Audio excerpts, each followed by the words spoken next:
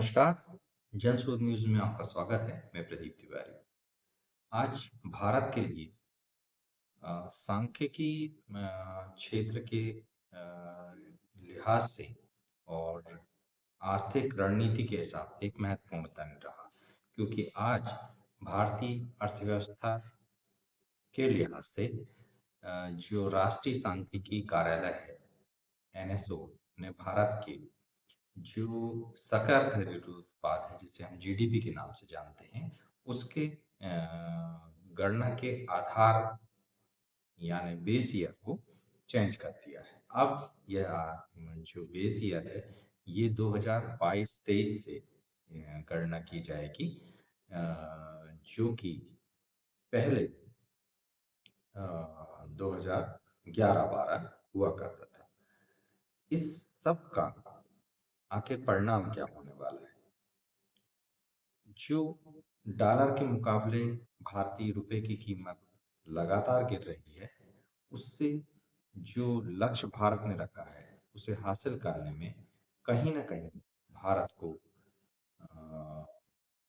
परेशानी पेश आने वाली है, ऐसा विषय विशेषज्ञ बता रहे हैं।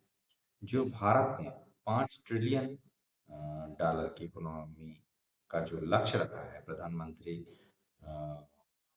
नरेंद्र मोदी का जो ड्रीम प्रोजेक्ट है, उस तक पाने के लिए अभी भारत को कई मुद्दों पर लड़ाई लड़ने की आवश्यकता है। जनशोध ने अक्सर ये बताया है और समय-समय पर ये इस मुद्दों को उठाते रहा है कि इसमें सबसे पहले तो जो सरकार है, सरकार को खुद अपने पर ही काम करने की आवश्यकता है, क्योंकि जो सरकार की जो लाल फीताशाही है और जो पूरा उनका सिस्टम है, सबसे बड़ी रुकावट वहीं से शुरू होती है। बाकी सारी चीज़ों को सँभाला जा सकता है। भारत के लोग, भारत के उद्योगपति, भारत के व्यापारी, इन सारे मुद्दों पर अच्छे से काम कर रहे हैं और उसी की वजह से शायद विपरीत परिस्थितियों में भी अच्छा काम कर रहे हैं, जिसकी वजह से भारत की जीडीपी लगातार बढ़ रही है। अब इस सब में 2 प्रमुख मुद्दे जो भारत के लिए चुनौती के रूप में आए हैं। पहला तो मुद्रा की गिरावट, जो मैंने पहले ही बताया कि जो डॉलर है, वो 84 रुपए से भी अधिक के स्तर पर अभी जो भारतीय रुपये चल रहा है, जिसकी वजह से अपने भारत की इकोनॉमी का विमूलन हो रहा है। दूसरा, अगर हमें 5 ट्रिलियन की इकोनॉमी बनना है, तो उसके लिए हमें लगभग 1.1 ट्रिलियन की जो डॉलर इकोनॉमी है, उसकी बढ़त बनानी होगी। विशेषज्ञों की अगर माने तो इसके लिए लगभग 8 से 9% की वास्तविक विकास दर हमें पानी पड़ेगी, और वो भी लगातार, जो कि कहीं न कहीं चुनौती भरा है, जोखिम भरा है। इस सब से शेयर मार्केट में भी उथल-पुथल है। शेयर मार्केट वैसे भी जो पूरे विश्व में एक युद्ध चल रहा है, और जिस तरीके की रणनीति चल रही है, उस सब से वैसे ही वह उलझन में है। दूसरा, इस तरीके के परिणाम ने भी अ, भारत का जो आर्थिक विकास है, उसको कहीं न कहीं एक प्रकार से नुकसान पहुँचाने का काम किया है।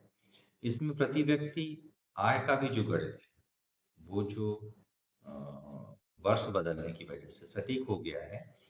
हालाँकि उसमें कितनी बढ़ोतरी होगी, अभी कह पाना बड़ा असंभव है, और शायद जल्दबाज़ी भी होगी। विशेषज्ञों की राय माने, जो अलग-अलग विशेषज्ञों से जनशोध ने बात करने का प्रयास किया, तो उनका कहना है कि लक्ष्य जो आधार वर्ष है, उसको ज़मीनी हकीकत में बेहतर तरीके से इम्प्लीमेंट करने की आवश्यकता है। लेकिन 5 ट्रिलियन डॉलर की इकोनॉमी के लिए केवल सांख्यिकी बदलाव काफ़ी नहीं होंगे। इसके लिए मैन्युफैक्चरिंग और एक्सपोर्ट को भारी उछाल देने की आवश्यकता होगी। इस सब के लिए उनका भी वही कहना है कि जो लाल फीताशाही है, उसको कहीं न कहीं सरकार को कंट्रोल करना पड़ेगा, क्योंकि भारत के लोगों में उद्यमिता की कमी नहीं है, मगर जो सरकारी महकमा है, वही उसे कार्य करने की स्वतंत्रता नहीं देता। जो योजनाएं सरकार बनाती है, उसे सही तरीके से इम्प्लीमेंट नहीं कर पाता।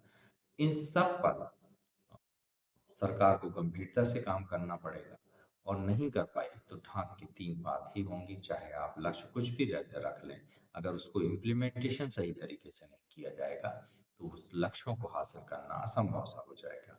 हालांकि ये बात भी उतना ही सही है कि जो नरेंद्र मोदी की सरकार है, अपने लक्ष्यों के प्रति बहुत गंभीर होती है, और जिस तरीके से उन्होंने एसबीएम में स्वच्छता में लक्ष्य रखा, उसे पाया। जिस तरीके से उन्होंने टॉयलेट्स के लिए लक्ष्य रखा, उसे पाया। जिस तरीके से उन्होंने एग्रीकल्चर में लक्ष्य रखा, उसे पाया। और इसी तरीके के और भी उदाहरण दिए जा सकते हैं। लोगों के आवास के लिए है, इस तरीके की बहुत सी योजनाएं हैं जिसको उन्होंने डेडलाइन तक पूरा किया है। तो इसलिए एक आशा भी जगती है, मगर फिर भी सरकार के सामने चुनौतियां बहुत हैं। सबसे पहली, सरकार खुद अपने लिए एक चुनौती है।